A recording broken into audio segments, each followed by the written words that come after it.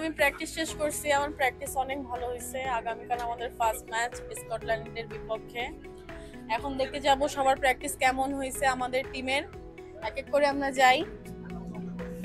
জাহান আপু, কেমন প্র্যাকটিস করলেন?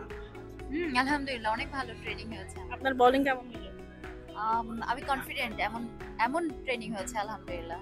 আর আপনি কি আজকে পাওয়ার হিটিং করছেন? মানে কয়টা বাহিরে গেছে রোপের?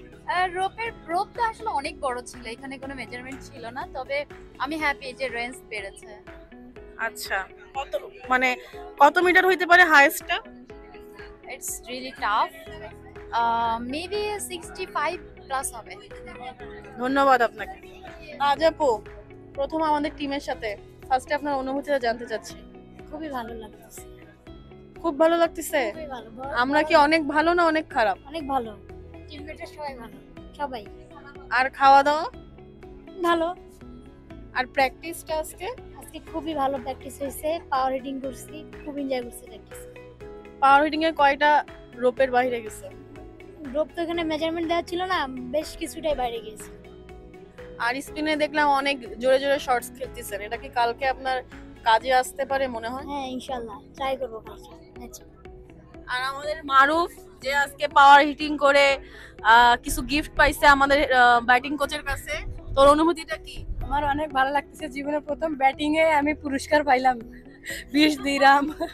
এটা আমাদের জন্য অনেক বড় অ্যাচিভমেন্ট যে মারুফা আজকে 20 দিরহাম পাইছে, আমাদের ব্যাটসম্যানদেরকেও পার করছে। কালকের জন্য দেখতে চাইলাম বড় বড় বড় বড় সিক্স। তুই কি আশাবাদী?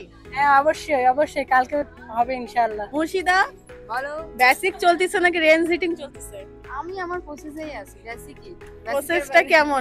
Head and shoulder? হ্যাঁ, ওটার ভিতরেই আমি থাকি, এটার বাইরে কোনো কিছু করি না। ও, আর কি রেঞ্জ হিটিং এ গেছিলেন? হ্যাঁ, কয়টা পার করছেন? পার করতে পারিনি, মানে চেষ্টা করেছি।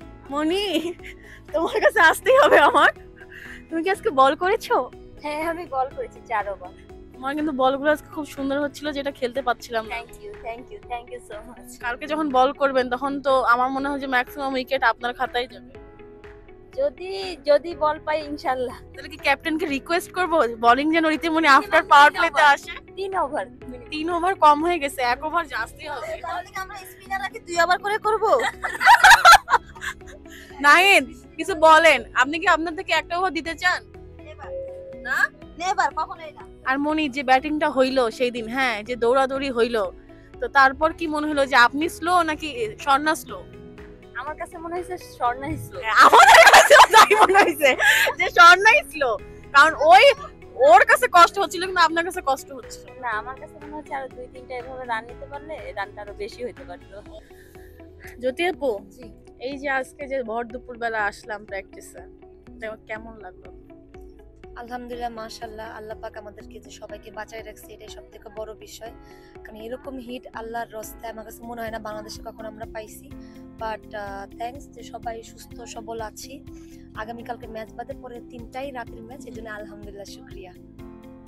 আসলে আসলে এই যে রোদটা, মানে আমাদের বাংলাদেশেও এরকম গরম, কিন্তু আসলে তাপটা এরকম না। এটা আসলে স্ট্রাগল না, আমরা মানাই নিছি, আমরা সবকিছুই মানাই নেই। শুভকামনা আগামী ম্যাচের জন্য আপনাকে। তোমাকে ধন্যবাদ। আই থিংক বিসিবি তোমাকে নিয়ে একটা প্ল্যান করতে পারে। আই থিংক বিসিবি একটা প্ল্যান হওয়া উচিত। ও কিন্তু ভবিষ্যতে জাহিদ ভাই সাবধান। জাহিদ ভাই অলরেডি ফার্স্ট ইন্টারভিউতে আমাকে বলে দিছে যে কেন আপনি ঢাকা ভার্সিটিতে ভর্তি হইলেন না।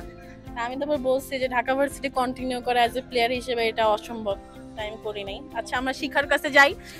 এখন যে সিদ্ধ খাবার আমরা পাচ্ছি না এখানে, তোমার এই রোদে কি মনে হচ্ছে যে সিদ্ধ খাবারটা দিলে ভালো নাকি এটাই ঠিক আছে? এখন সিদ্ধ খাবারের বিকল্প নাই, এখন বেস্ট ওয়ে হচ্ছে আমাদের সিদ্ধ খাবার।